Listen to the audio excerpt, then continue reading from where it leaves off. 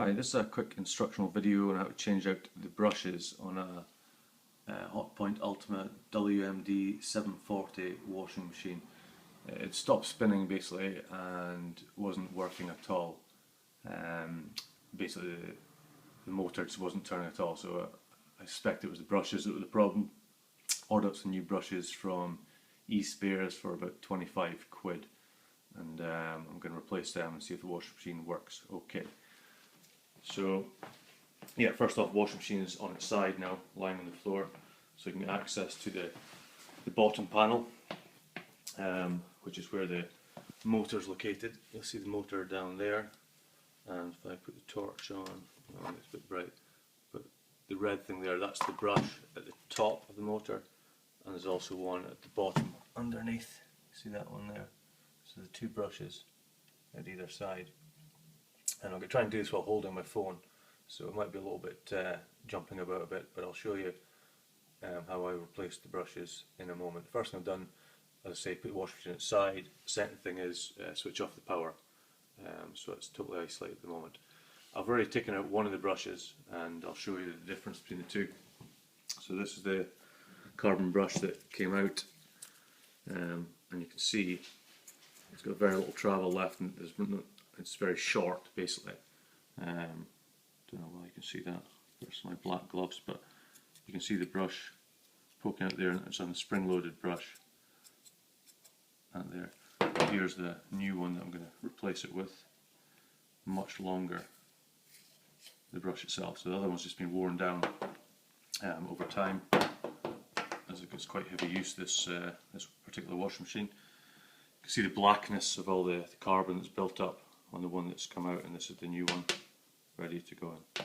So I'll try and do this as best of my ability, and you'll see the brush getting replaced. So first thing I'm going to do is remove this other brush, this one at the top. You can see there's an electrical connection to it there, crimped on the back, that point in there. So I'm going to take off the whole thing. Just going to use a small screwdriver initially to loosen the screws. Okay, so there's two screws holding each of the brushes. Try not to drop the screw into the motor housing itself. That could be fun and games getting that back out again. So take it out until it's slack, and then try and remove it with your fingers. Put it down there, and there's one screw at the back, so I'll get in there, and you'll see it starts pushing itself away because it's spring loaded, so it's pushing itself away from the motor itself. It's a little bit awkward not to drop the screw. I'll do my best. It might just fall right through the motor anyway if I do drop it, with a bit of luck. If not, I need some magnetic to pick it up probably. Right, that's it out now. So, okay. Oh, so I did drop it, but it's landed on the bottom there. Okay, so here's the brush removed, still connected by its crimped wire, and as you can see, same as the other one, very short travel on the brush. It's effectively worn out. Okay, so I'm going to disconnect the wire from this brush. See, I'm just pulling on this black cable to get out. You sometimes need a bit of a screwdriver to help it. I'm going to have to put this down for 1 second. Why?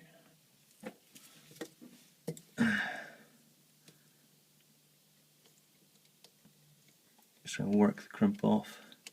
It's quite tight, this one.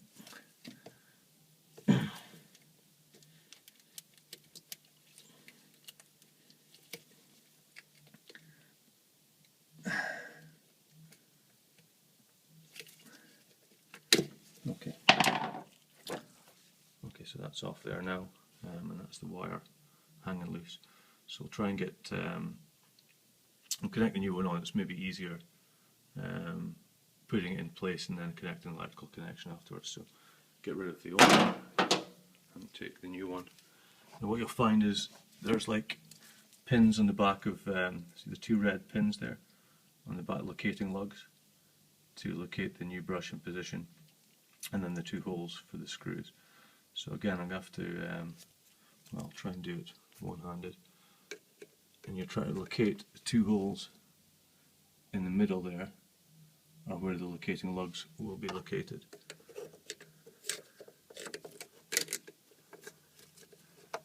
It's definitely easier with two hands available.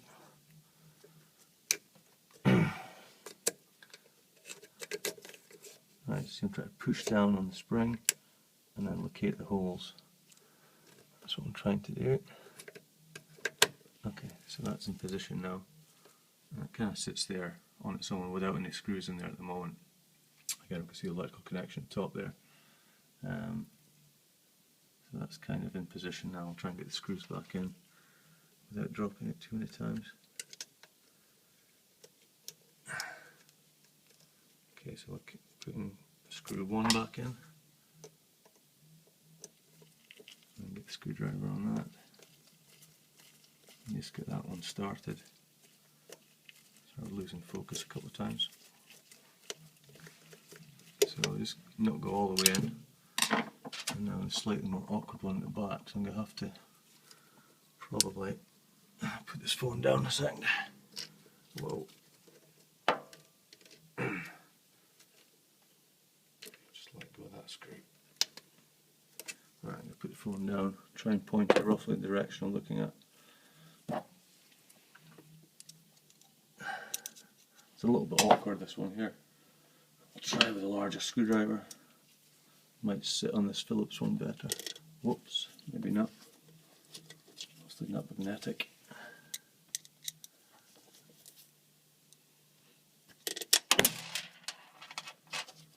You can see this is my first take at the video. Okay, that slid in there now. Oops.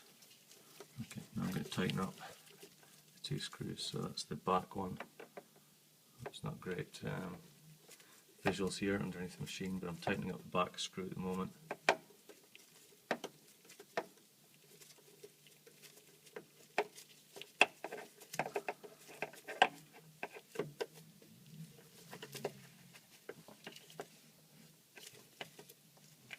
Okay, so that was tight.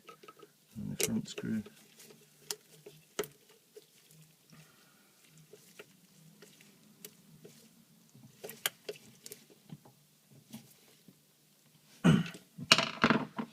So don't forget to put the connector back on.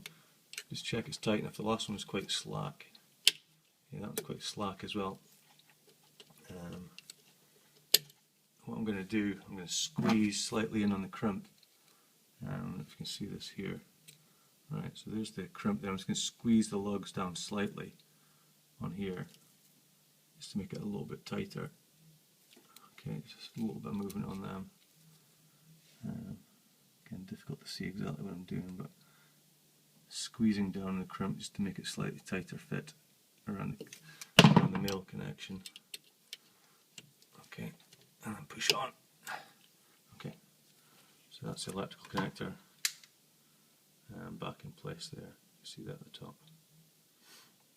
So that's all connections made. I'll just recheck the screws on the one I've replaced already at the bottom. Again, it's quite a little bit awkward, difficult to see what I'm doing, but this is on the brush at the bottom of the motor. Just trying to confirm that they're both tight before I right the machine and run it up again. Okay, so fine. So that is showing you one brush getting replaced, but also I did the one underneath before. Neither are particularly awkward, certainly when you're lying down beside it, it's quite easy to access both of these. So you can see everything's in position now. I'll put it back. I'm going to get rid of the old brushes, and that is pretty much that. So I will, let me see. Right, I'll put the video down for 1 second. I'll start the machine, just stand the machine up, and that's it basically done. I'm not going to run the machine up just now. I know it's going to work. So like it's the same deal. Order the brushes. I ordered them from eSpares. Were delivered sort of next day delivery, and like I say, around about 25 quid, and a very simple job to replace. someone coming up to fix it would probably charge £100 or whatever, I don't know. So very easy to do, no problems as a DIY job. First time I've ever done it, worked no problem. Okay, cheers, bye.